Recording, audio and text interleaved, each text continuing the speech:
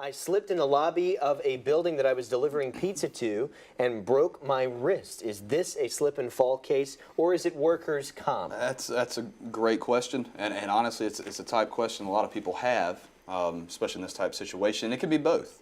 If you are on the job and you're injured in the line, what it's called in the legal community, in the line and scope of your employment, then you may have a workers' comp case. And so in that scenario, you're going to want to get an attorney who specializes in workers' compensation law. But at the same time, you can also have a third-party case. Now in Alabama, the kind of key to the law there is you cannot have a claim against your employer. That's what workers' compensation is for. There are some exceptions, but pretty much the law nowadays is there are no exceptions in reality. So you can have a workers' comp case, but you can also have a slip and fall case, possibly against the pizza place there.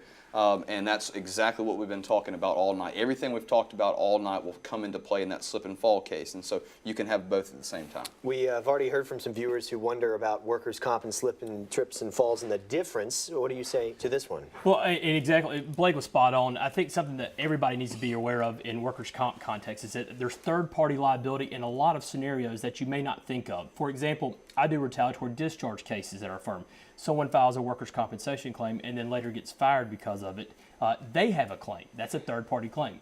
If you're out on the job driving and you get hit by a third party, you can not only recover from the adverse, get workers' comp, but you can also go under the UIM, which we talk about so much. So if you are hurt on the job, not only seek the advice from a workers' compensation attorney, but go seek the advice of someone like us or some other attorneys that practice this type of law in which they can look at the possibilities of a third-party case, because that is just an extra avenue of recovery, and a lot of times there is such an avenue.